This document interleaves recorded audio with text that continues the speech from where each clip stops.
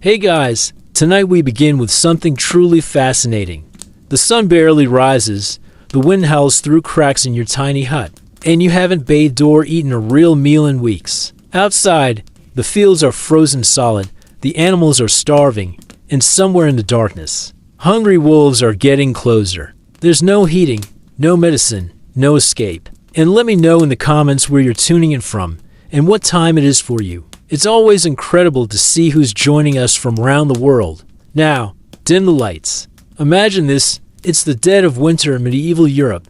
And yet, somehow, the peasants survived. How? How did ordinary people endure months of freezing nights, choking smoke-filled huts, and food so scarce they boiled tree bark just to stay alive? Tonight, we're stepping into the brutal reality of medieval winters, the strange survival hacks, the terrifying dangers, and the quiet resilience that kept people alive when the cold was almost certain death. Congratulations! You've just stepped back in time. Now let's begin. Imagine stepping outside into a world so cold, your breath instantly turns to mist. The sun sets early, casting endless shadows across snow-covered fields. It was about enduring a season that could starve you, sicken you, or simply freeze you to death while you slept. These walls offered almost no insulation. The cold seeped through cracks and crevices, bringing with it dampness that rotted wood and made the air heavy with moisture. At night, icy drafts slid across dirt floors and froze water inside clay jugs. Food stores dwindled dangerously. Firewood collected in the warmer months burned away faster than expected. Candles were precious and expensive, so the only glow came from the central hearth. Every day that passed without disaster felt like a small victory. And as you'll soon see, medieval peasants came up with some surprisingly clever, and sometimes shocking, ways to stay alive when the world outside was frozen solid. But even that was unreliable. Fires were small, smoke-filled, and dangerous to leave burning unattended. Families slept close together, huddled for warmth, often wearing the same ragged clothes day and night. Bathing in winter, unthinkable. Dirt itself became an accidental layer of insulation. Every decision what to eat, when to sleep, how to keep the hearth alive could mean the difference between making it to spring or becoming another silent casualty of the cold. There's no electricity, no central heating, not even glass windows to block the biting wind. They learned how to bank fires so embers would smolder until morning. They packed moss and animal dung into the gaps of their homes to block icy drafts. They even brought livestock indoors not just for protection from predators, but because the animal's body heat could make the difference between a freezing death and a tolerable night. This was winter for a medieval peasantry, merciless and life-threatening. For most peasants, survival wasn't just about keeping warm.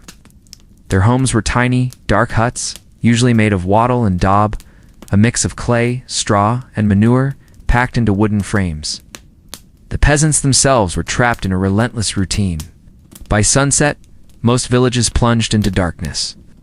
To make things worse, there were no guarantees that the harvested food from autumn would last the whole season. Grain stores were rationed carefully. Salted meat was saved for the harshest days. And if the previous harvest had been poor, famine crept in like a shadow. Many winters saw entire families wasting away from hunger before the thaw. Yet despite all this, peasants developed ingenious survival tactics, some born from necessity, others passed down through generations. Winter was more than just a season. It was a test of resilience, creativity, and pure willpower. If you picture a cozy medieval cottage with sturdy walls and a roaring fire, think again. Most peasant homes were crude, cramped, and shockingly fragile against the winter cold. These weren't castles, or even the half-timber-bird houses of wealthier townsfolk. Peasants might have a tiny opening covered with an oiled cloth or even a thin piece of animal hide, but it was prone to leaks, infestations, and eventual collapse if not carefully maintained. Snow piled on the roof would add extra weight, risking a cavern. Gaps in the walls were stuffed with moss, wool, rags, or mud to block wind. Cows, goats, pigs all crammed into the same space as the family during the harshest nights. Imagine waking up with your breath visible in the air, the ground beneath you frozen, and knowing you had months left before the thaw. That was their reality.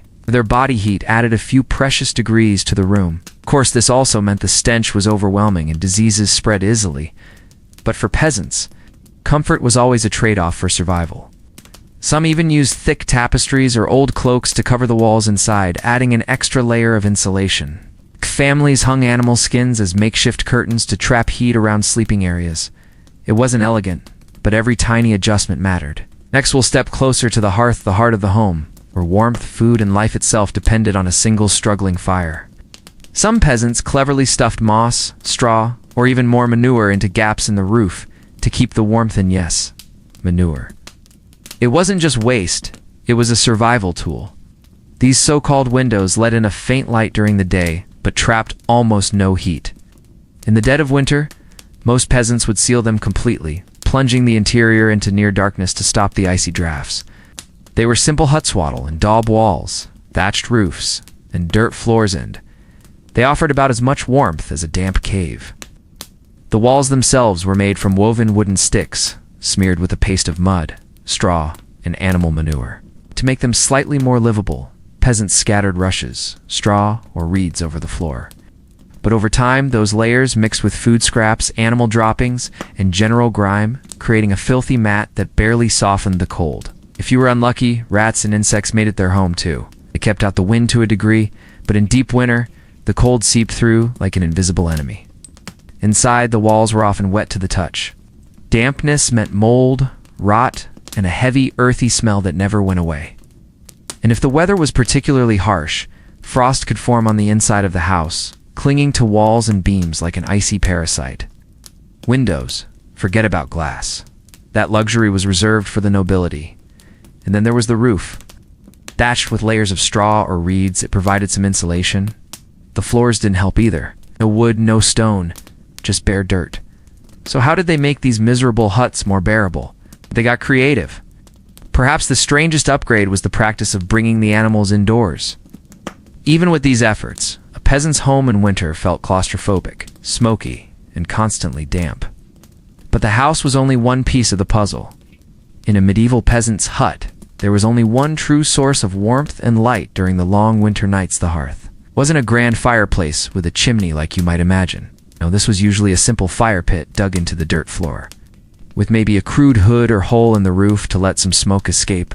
This smothered the flames just enough to keep the embers alive but hidden, glowing faintly through the night. By morning, they could be easily coaxed back into flames with dry kindling. If done wrong, however, the fire could go out completely or worse, smolder too much, and fill the hut with choking smoke. Winter meals were usually thick. Simple stews, whatever vegetables had survived storage, maybe a salted piece of pork or fish, if they were lucky. Peasants lived in a permanent haze, their eyes stinging, their lungs heavy. It was where the family gathered, where stories were told, prayers whispered, and children lulled to sleep by the flickering light. Lose the fire, and you lost warmth, food, and hope all at once. So how did they keep their bodies warm in bed, especially on those nights when the fire burned low and the frost crept inside?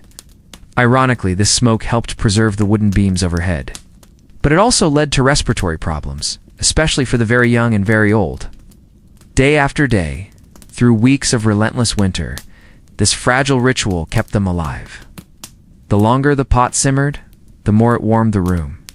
Some peasants even kept the pot hanging constantly, throwing in scraps each day, creating a stew that lasted for weeks. And when I say some, I mean just enough to stop everyone from suffocating. If you sat close, your front would roast while your back stayed icy. Sometimes the fire was allowed to dwindle almost to nothing, leaving the hut freezing except for the spot right beside the embers. Families would huddle together in one corner, wrapping themselves in layers of wool, straw, or even animal hides, praying the fire would last until morning. Move too far away, and the cold would swallow you whole. Not firewood. It wasn't endless. Collecting it in the summer and autumn was back-breaking work, and peasants had to ration their supply carefully through winter. Burn too much too fast, and you'd have nothing left when the coldest weeks arrived. The rest of the smoke lingered inside, curling through the rafters, staining the walls black, and clinging to clothes, hair, and lungs. Despite its flaws, the hearth was everything. Cooked the food, boiled the water, dried the damp clothes, and, most importantly, kept death from creeping in through the frozen night. Peasants treated fire almost like a sacred thing. Losing it in the middle of winter could be catastrophic without matches or lighters. Starting a new fire wasn't easy. You'd have to borrow embers from a neighbor, or worse, try to spark one with flint in the freezing dark. So they became masters of banking the fire. Before sleeping, someone in the family would carefully rake the burning embers into a pile and cover them with a thick layer of ash. But the hearth had its limits. It was small and inefficient, and the heat barely reached beyond the immediate area. This rationing made for some grim nights. The hearth was also a kitchen of necessity. But the smoke? Oh, the smoke. Without proper chimneys, it filled the entire hut. Yet despite all the discomfort, the hearth was the soul of the peasant household. So every night the last person awake would bank the embers with care. And every morning the first to rise would coax them back to life. But even with the fire, there were still long hours of freezing sleep to survive. When night fell in medieval winter, peasants faced their hardest challenge yet, staying warm long enough to sleep without freezing. The hearth offered some heat, but it didn't reach far, so peasants relied on a mix of primitive bedding, body heat, and sheer endurance to make it through the darkness. Wealthier peasants might have a proper wool-filled mattress or a feather pillow, but for most, sleeping comfort was measured in how many layers you could scavenge. First, forget the image of a fluffy bed with sheets and pillows. A typical peasant bed was little more than a rough wooden frame filled with straw, hay, or dried reeds. Before bed, peasants might heat smooth stones in the hearth, then wrap them in rags and tuck them under the blankets as makeshift bed warmers. They'd have a first sleep for a few hours, wake up in the middle of the night maybe to tend the fire, pray, or even quietly talk, canned then drift into a second sleep before dawn. This broken sleep pattern helped them keep the fire alive and check on the animals during the coldest hours. Some used heated bricks or pieces of iron. Though this was risky, they could burn through cloth or even start a fire if left unattended. Frost would creep inside the hut, sometimes forming icy patterns on walls and even on blankets. You'd wake up to see your own breath in the dim light, fingers numb, hoping the fire hadn't gone out completely. And if the food stores were running low, hunger made the nights feel even longer, the cold even sharper. Others placed buckets of hot water or hay-filled boxes near the bed to slowly release warmth overnight. It wasn't about one person being comfortable lit, it was about everyone sharing just enough heat to make it to morning. In poorer homes, there wasn't even a frame, just a pile of straw directly on the dirt floor. During the day, peasants had to keep their bodies fueled with food that could generate internal warmth, and in winter, that was a challenge of its own. Entire families, parents, children, and sometimes even grandparents would sleep together in one crowded space. In the harshest winters, they even slept alongside livestock like goats or pigs, whose body heat could make a surprising difference. It was cramped, noisy, and smelly. But it could mean the difference between shivering all night and actually getting some rest. Over time, that straw would get damp, moldy, and infested with fleas, lice, and other pests. The smell? It's musty and earthy at best, downright foul at worst. Yet for peasants, it was better than lying on the frozen ground. Layers of coarse wool tunics, linen shifts, and ragged cloaks acted as portable insulation. Bathing was rare in winter, partly because of the cold, but also because the layer of natural oils and even dirt on the skin helped hold in body heat. On top of the straw, they'd spread whatever they could find: doled wool blankets, animal hides, patched up linen, even cloaks they wore during the day. One of the most effective ways to survive the cold nights was sharing a bed, and there were clever little tricks to trap warmth. Clothing played a huge role too. Peasants often slept fully dressed, sometimes even with their boots on. Another curious detail is segmented sleep. Nights were so long in winter that peasants often didn't sleep straight through. But even with all these tricks, winter nights were still a trial. Yet peasants endured. They learned to treat warmth as something communal, not individual. But surviving the night was only part of the battle. If the hearth was the heart of the peasant home, then the pot hanging over the fire was its lifeline. During the brutal medieval winters, food wasn't just about staying full, it was about generating heat from within. By the time the cold months arrived, whatever had been harvested in autumn was all they had. There were no fresh vegetables, no trips to a market overflowing with produce. Usually it was pottage, a thick, hearty stew made from whatever was available. Barley, oats, or rye formed the base. Into the pot went onions, leeks, turnips, and maybe a handful of dried beans. If a family had a cow or goat still producing milk, they might make cheese or butter, but in the harshest months, even the animals struggled to give enough. If there was a bit of meat or lard, it would be added for richness. Some peasants brewed weak ale or watered-down beer, which was safer to drink than frozen, contaminated water. A warm mug of ale on a cold night wasn't just a treat. It was hydration and a small morale boost. But eating to stay warm was only one side of the equation. Keeping the body itself protected, layered, and clothes that could fend off the freezing wind was just as important. This pot hung over the fire, constantly simmering, sometimes for days or weeks, with new ingredients added each day. It was about mental survival. Eating together by the hearth brought a sense of comfort, routine, and even joy amid the darkness. Children would wait eagerly for the ladle of steaming pottage. Elders would reminisce about past winters and how they survived.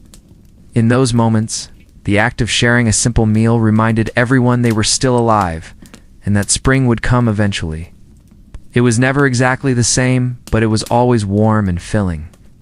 By late winter, many peasants were on the edge of starvation. Their stews got thinner, the bread got smaller. Some resorted to boiling old bones just to make broth. And in the worst years, famine struck, leaving entire villages weakened before the thaw. The pantry, or more often, just a small wooden chest, held dried beans, peas, turnips, onions, cabbage, and, if they were lucky, a sack of grain or barley.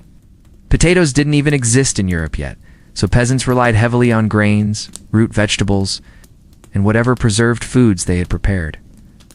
The right meals could mean the difference between waking up with stiff, frozen limbs or having just enough warmth to endure the day. But let's be clear, winter was the season of scarcity. Meat was a rare luxury. If a family owned a pig or a few chickens, they usually saved slaughtering for late autumn. When the cold weather would help preserve the meat, salting, smoking, or drying were the only ways to keep it edible for months. By midwinter, the last scraps of pork fat or salted fish would be rationed carefully, sometimes shaved into the pot just to add flavor. A meaty meal in January was a small miracle. So what did a typical winter meal look like? For bread, peasants relied on coarse loaves made from rye or barley flour. White bread was a luxury for the rich. Peasants ate what was called black bread, dense and dark, sometimes mixed with ground acorns or other fillers to make it last longer. It was in tea, soft or fluffy, more like a chewy brick, but it provided the calories needed to work and stay warm. Fat was highly prized in winter, whether it was butter, lard, or dripping from a roasted animal. It was pure energy, helping the body retain heat.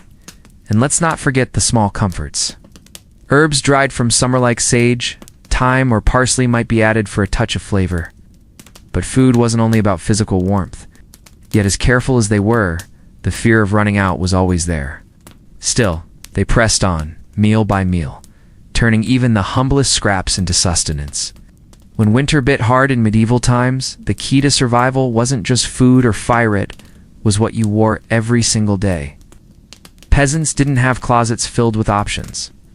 And they certainly didn't own luxurious furs or finely woven fabrics like the nobility. Linen was breathable, but not particularly warm, so over that came the true shield against the cold. Wool. Wool was the peasant's best friend in winter, heavy, scratchy, and sometimes smelly, but it kept warmth even when damp. Most peasants owned 1 or 2 wool tunics, which they wore constantly, day and night, for weeks at a time. Instead, they relied on simple, durable, and often uncomfortable clothing layered as much as possible to trap body heat. The base of a peasant's winter outfit was usually a linen shift or tunic. Since bathing in winter was rare, peasants developed a thin layer of grime that actually helped seal in body heat. A single wool cloak might be worn by the same family for decades, patched and repatched until it was almost unrecognizable. They wore their daytime clothes to bed, adding whatever extra rags they had. The same cloak that shielded you from the wind outside became your blanket at night. In winter, nothing was thrown away. Old scraps of fabric were sewn into linings, used as stuffing in shoes, or turned into extra ties and wrappings for exposed areas. Washing it off would have left the skin exposed and raw, so many simply didn't. In a way, their own sweat and natural oils became part of their winter armor. The constant moisture bred mold and mildew, further weakening immune systems already battered by malnutrition. Fevers, chills, and aching bodies swept through the huts, leaving peasants too weak to gather firewood or tend to what little food stores remained. Winter wasn't just cold, it was a breeding ground for sickness. Sleeping on damp straw bedding didn't help either. Parasites like fleas and lice thrived in these conditions, spreading itchy bites and, in some cases, carrying dangerous diseases. They were only part of a broader strategy of staying indoors as much as possible, moving close to the fire and huddling together with others. Still, every layer mattered, and every scrap of wool was a small defense against the freezing world beyond the hut. Instead, they relied on simple, often superstitious remedies passed down through generations. Thyme, sage, garlic, and honey were believed to fight off illness. A warm drink of boiled herbs might soothe a sore throat, but it was hardly a cure. The long months of cold forced peasants into tight, smoky huts with little ventilation. Without proper chimneys, the huts were filled with thick, sooty air, day and night. Breathing it in irritated the lungs, causing chronic coughs, wheezing, and what we would now recognize as respiratory infections. Children and the elderly suffered the most, their chests rattling with sickness that could turn deadly in just a few days. And when you cram an entire family, and sometimes their animals, into one tiny space, disease spreads like wildfire. They leaned on community support. Neighbors would sometimes share herbs or food, and prayers were offered at the village church for the sick. Winters made bathing almost impossible, and keeping clean in such cramped, smoky spaces was a losing battle. So how did peasants manage basic hygiene when the rivers were frozen and the cold made washing dangerous? They wore the same layers of wool and linen day and night, only removing them to patch holes or shake off the worst of the dirt. And surprisingly, this filthy habit actually helped them survive. Removing the natural oils and dirt from your skin left you vulnerable to the cold. That thin layer of grime acted as a primitive barrier, trapping heat and even repelling some pests. In a world without proper insulation, dirt was almost like an extra layer of clothing. In many ways, faith became its own medicine, offering hope when little else could. Instead, they practiced what you might call selective cleaning. Poorer peasants sometimes wore nothing but wrapped rags on their feet, which inevitably got damp and froze, leading to chilblains or frostbite. So how did peasants cope when winter made everyone sick? In summer, you might wash in a river or a communal bathhouse, if your village had one. But in winter, with rivers frozen solid and icy winds cutting to the bone, immersing yourself in water was dangerous. Getting wet meant risking hypothermia or worse, illness that could kill you. Dried lavender, mint, or sage might be tucked into clothes or hung from the rafters. This didn't eliminate the odor, but it masked it enough to make daily life a little more bearable. Socks, as we know them, didn't really exist. Just more layers of wool or cloth bindings to protect the skin. Instead, peasants would simply air out their clothes by the fire and brush off visible dirt. In winter, trekking to a village latrine or even just going outside was miserable. Peasants used ashes from the hearth, animal fat, or herbal mixtures as primitive repellents, but infestations were simply part of life.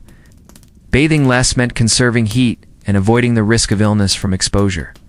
The frozen ground meant no farming. Snow-covered paths made travel difficult, and icy winds discouraged any unnecessary trips outside. Winter became a time of waiting and enduring when energy was carefully rationed, just like food and firewood. And in their eyes, it worked. If you survived the winter without freezing or falling gravely ill, then the dirt was worth it. Morning tasks were minimal: feeding animals, tending the hearth, and preparing a simple meal. This was the first sleep, lasting roughly 4 hours.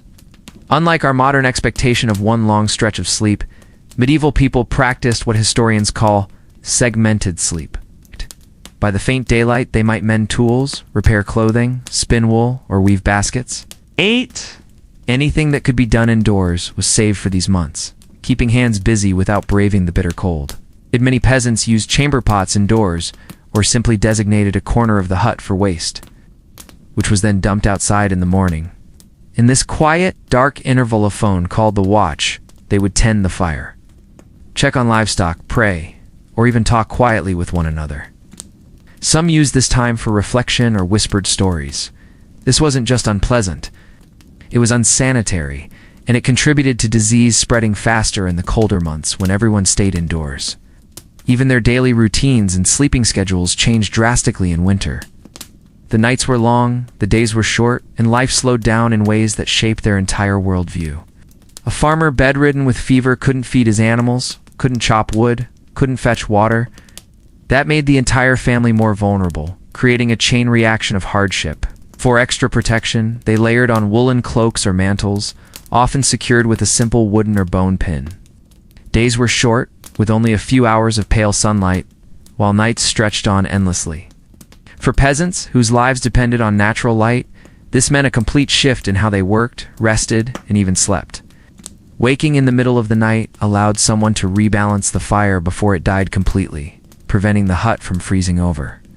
It also gave peasants a chance to stretch, move around, and keep circulation going in the coldest hours.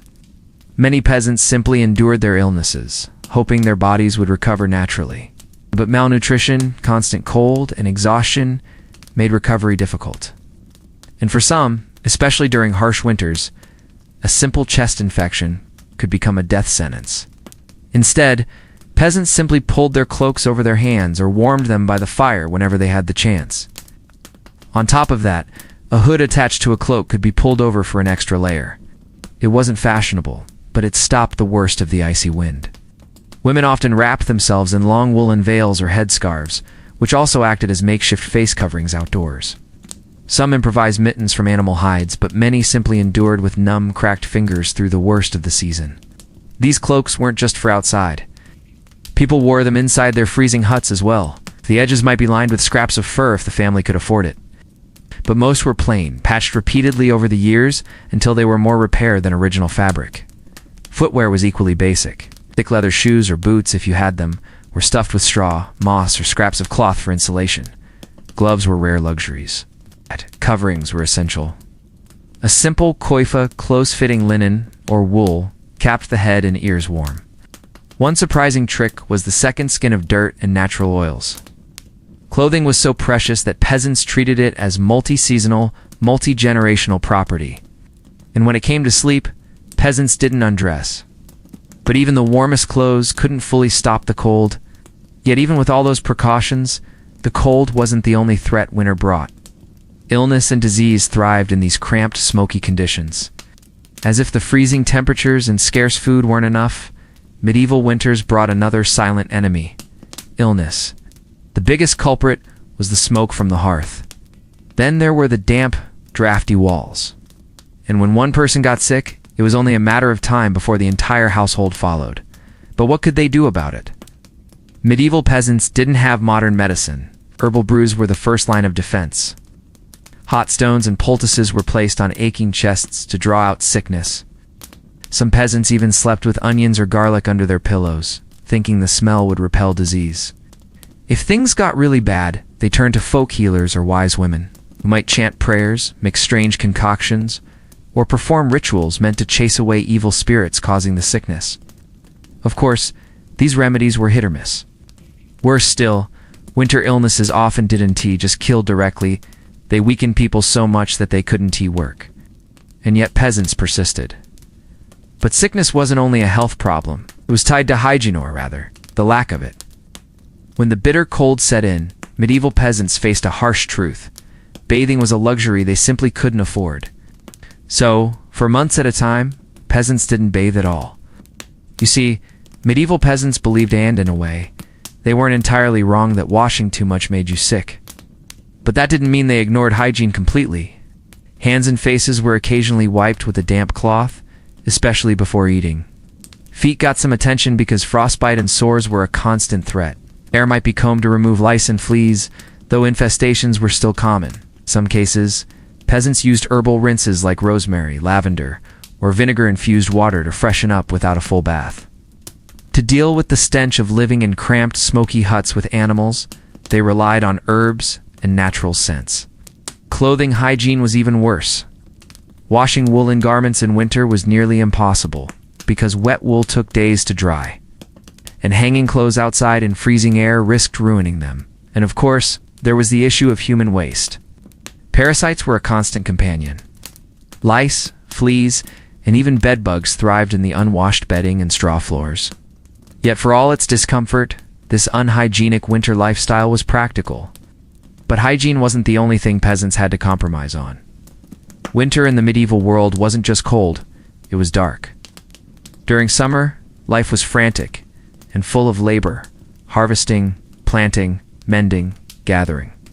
But in winter, much of that work simply stopped. Peasants woke late in winter, often at dawn or even later, because lighting candles was expensive and impractical. But the most fascinating adaptation was how peasants slept. Here's how it worked. After sunset, families went to bed early, huddling under their layers of blankets and cloaks. Then, around midnight, many would naturally wake up. After an hour or two of this wakeful period, they'd settle back into second sleep until the faint light of dawn arrived. This two-part sleep wasn't just a cultural habit, it made sense for survival. When not sleeping, the nights were long and quiet, but they weren't empty.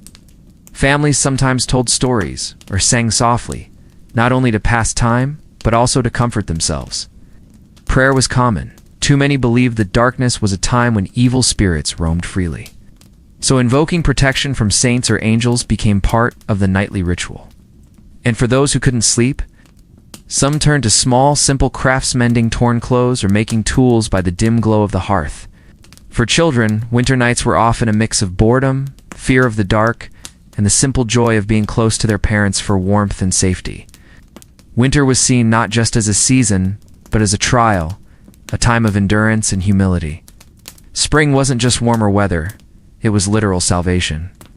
Running out of fuel, food, or patience could quickly turn deadly. If one family's fire went out, they might borrow embers from a neighbor. If another ran dangerously low on food, others might share a small portion of their grain or salted meat, knowing the favor would be returned someday. Winter also trapped people in tight quarters, amplifying tensions and testing family bonds. On milder days, villagers might gather at a local barn or church for small tasks, news sharing, or even quiet socializing. These moments were more than practical, they reminded people that they weren't enduring the darkness alone. Isolation was deadly, but togetherness brought hope. Yet, there was also a sense of quiet unity, a shared struggle that reminded everyone they depended on each other. The church wasn't just a spiritual center, it was a symbol of stability. Priests offered prayers for good health, protection from famine, and an early spring. Candles lit in the church were seen as small beacons of divine warmth against the seasoned-s darkness.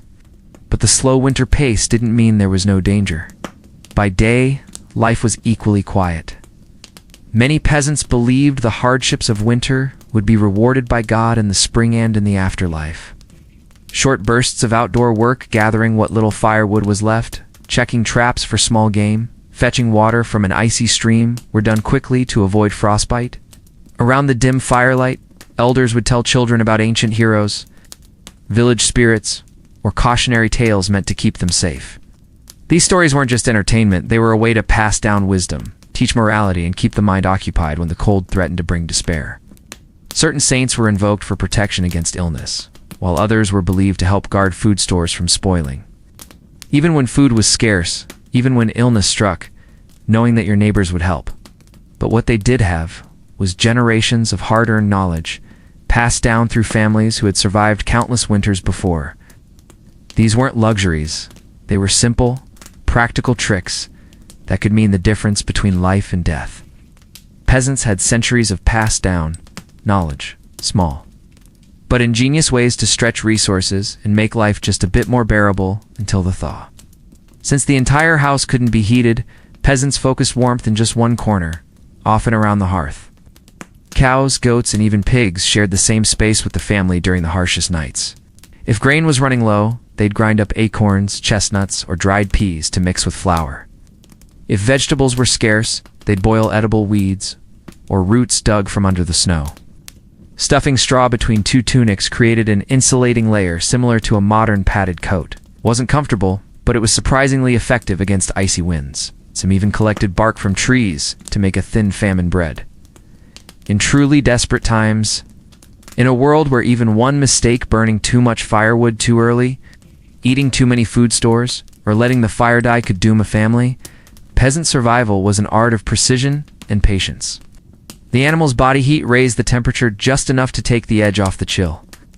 And when it did, famine set in, bringing a whole new level of suffering.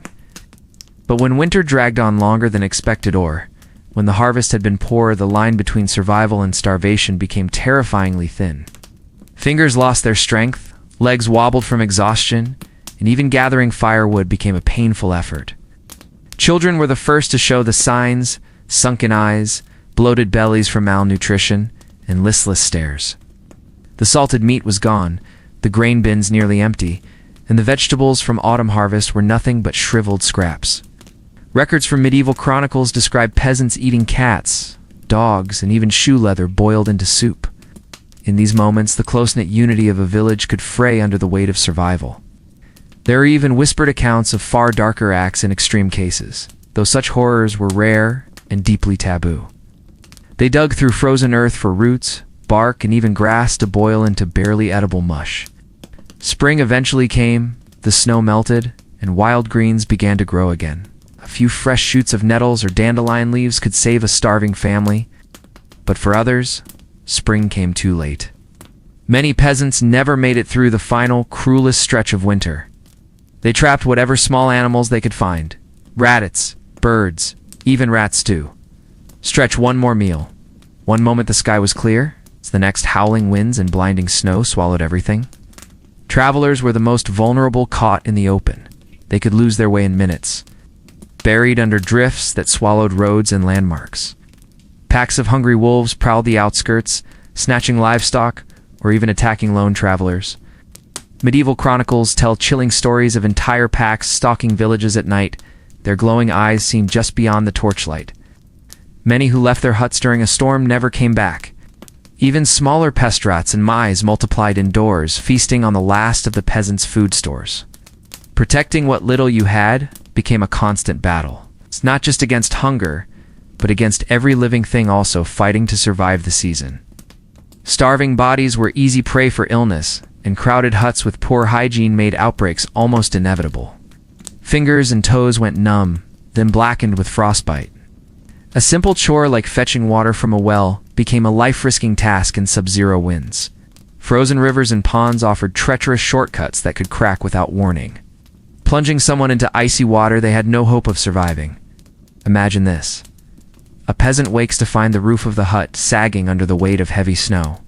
The animals restless, and the last logs of firewood almost gone. Outside, wolves have left fresh tracks near the barn. The river that once provided water is frozen solid. So the only option is to venture out, risking the storm, the ice, and the predators just to keep the family alive one more day. And when the ice began to thaw in late winter, sudden floods turned roads into rivers, sweeping away carts, animals, and sometimes entire homes. A simple fever, which a healthy person might survive, became fatal when the body was already weak from weeks of hunger. Beyond the fragile safety of the peasant hut, nature itself became an unpredictable enemy. The medieval countryside in winter could be as deadly as any famine or sickness.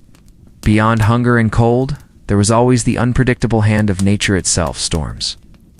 Freezing floods and even wolves prowling closer to the villages in search of food. In some cases, they ground up tree bark or added sawdust to their flour to make famine bread. A last resort that provided almost no nutrition, but at least filled the stomach. They remembered every hunger pang, every night of shivering fear, every loved one lost. And when the next winter came, they prepared with even more caution, knowing how icily it could all slip away again.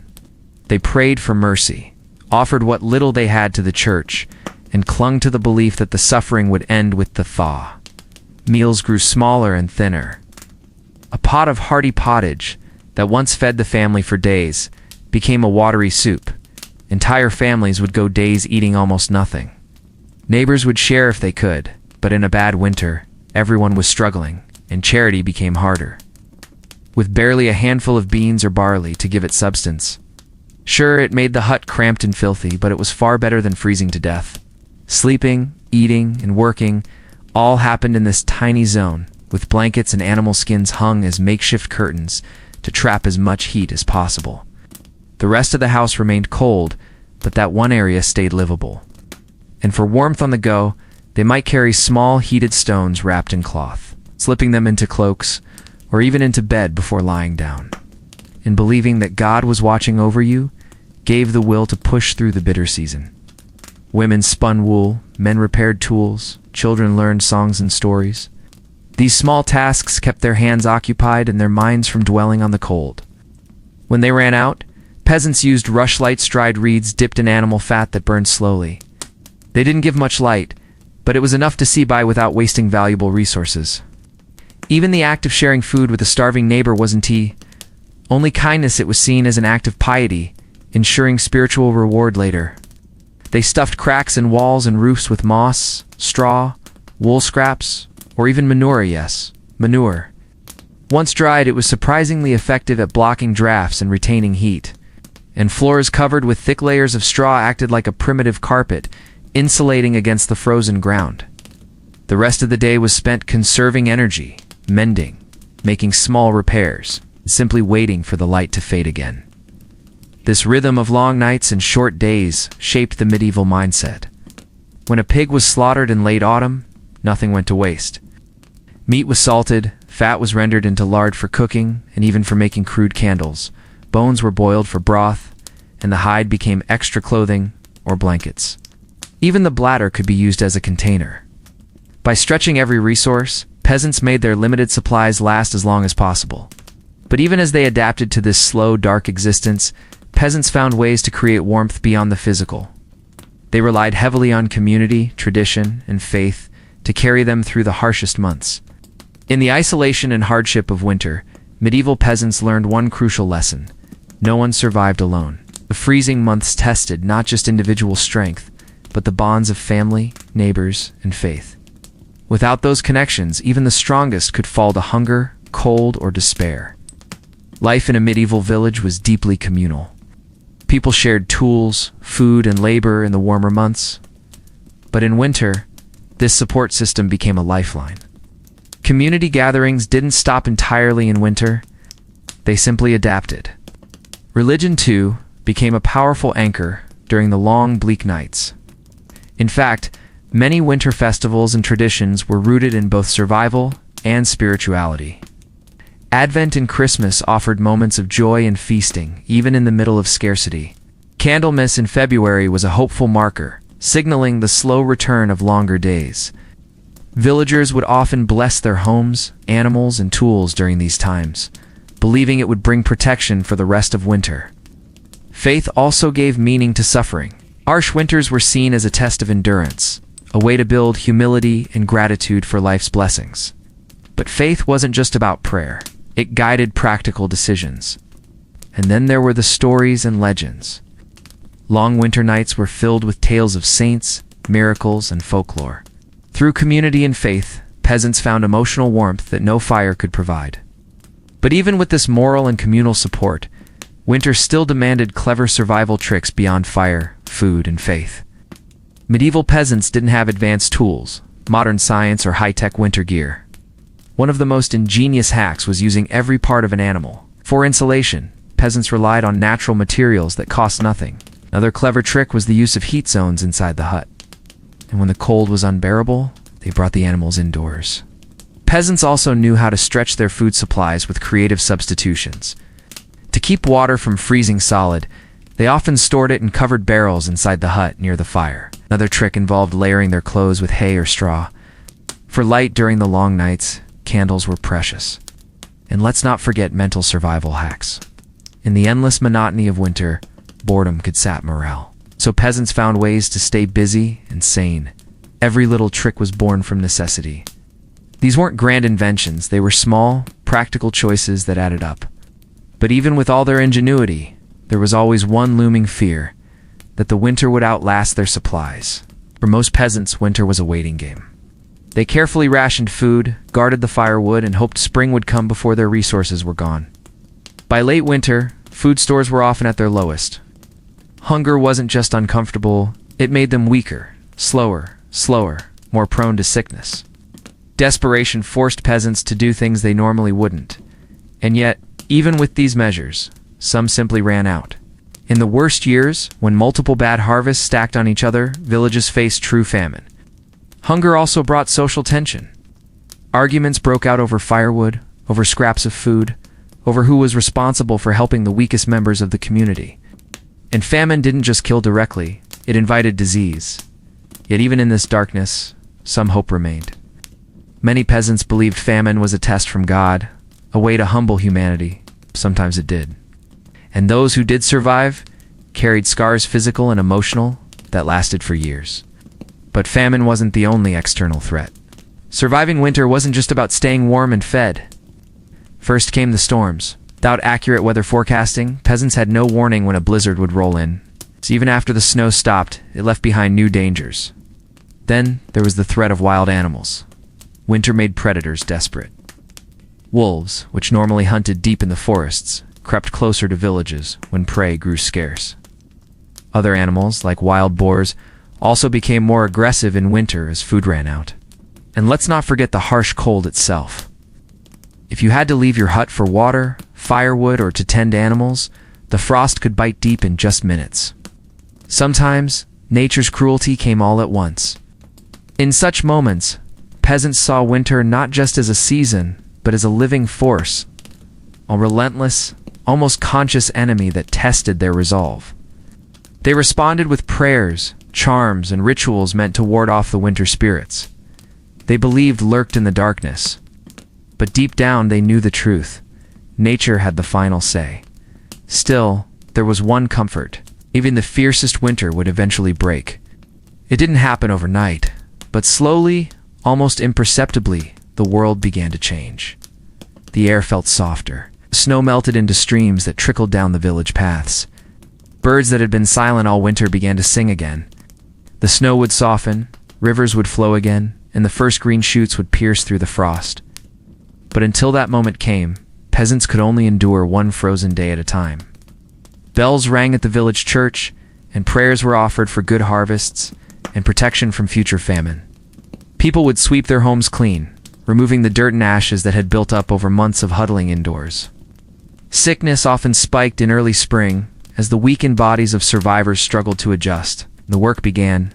Immediately fields had to be plowed, seeds planted, and tools repaired. Spring was joyful, yes, but it was also the start of another cycle of hard labor. In parts of Europe, they even burned straw effigies or old bundles of twigs, representing the death of winter and the rebirth of spring. It was the season when life returned, not just to the land, but to the peasants themselves. Each year, it reminded them how fragile life could be. A poor harvest, an early frost, or one bad illness could tip the scales from survival to tragedy. A shared meal of thin soup, a neighbor's kindness, a whispered prayer before sleep. These tiny comforts meant more than any luxury, but in winter, they needed each other. One family might share their last embers to restart another's fire. Another might offer herbs or medicine for the sick. Survival wasn't a solo effort. It was communal, a shared burden that forged deep bonds. They were proof that even in hardship, life still held meaning. They didn't have central heating, full pantries, or medical care, yet they made it through with nothing but ingenuity, community, and determination. They had endured the cold, the hunger, and the darkness. Now, they could breathe again. Imagine relying on a single fire, a single room, and the goodwill of neighbors to keep you alive. It was about holding on to hope, no matter how long the darkness lasted. That was the reality of a medieval peasant. And despite it all, they survived. Year after year, winter after winter. It taught humility, because no one, not even the richest noble, could command the weather or the seasons. Oh, and most of all, it taught resilience. Some regions celebrated with small feasts, using the very first fresh ingredients of the year. It was in tea just about making it through another winter. It was about living to see the world bloom again. They saw winter as both a punishment and a lesson, a reminder of life's hardships, but also of hope. The promise of spring mirrored the promise of salvation. Even when their world seemed frozen, faith kept their spirits from shattering. But in the back of every peasant's mind was the knowledge that winter would return. They knew every cold season would eventually give way to warmth. They knew the earth would sleep and then awaken. That understanding gave them a kind of quiet strength that modern life, with its endless comforts, sometimes forgets. And so, even as they celebrated, they began planning for the next battle with the cold. And as the end of winter neared, there was a fragile sense of renewal and celebration. But within that suffering was a kind of wisdom.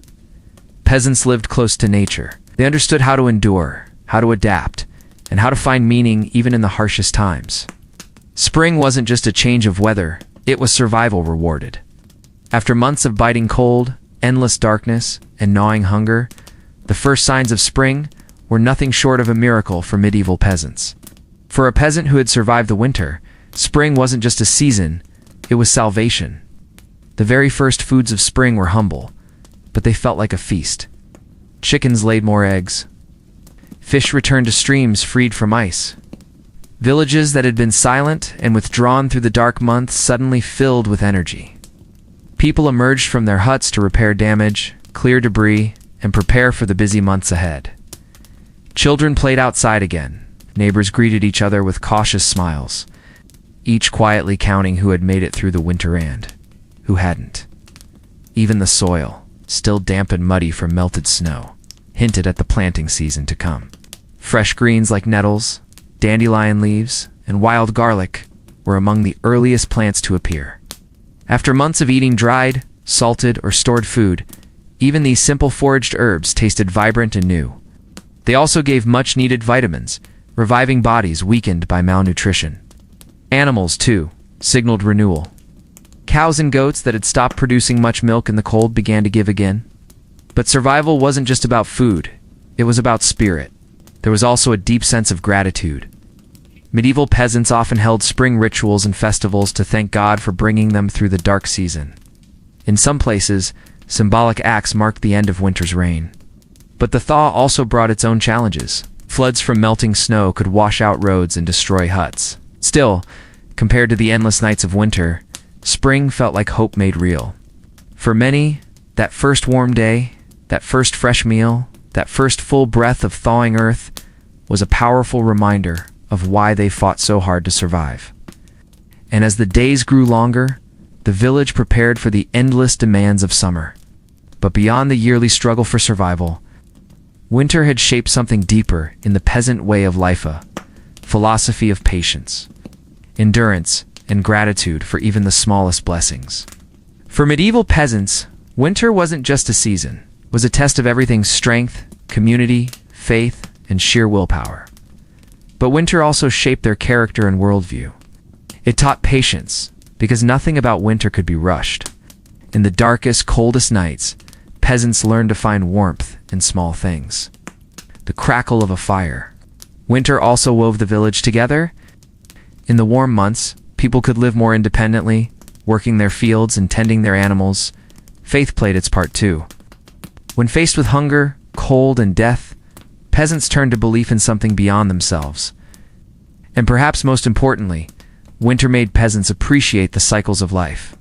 Today, it's easy to look back at medieval winters and see only the misery-freezing huts, endless hunger, disease. Their survival reminds us that comfort is not the same as resilience. So the next time you step into the cold from your warm home, imagine life without that safety net. Because for them, survival wasn't just about enduring the cold.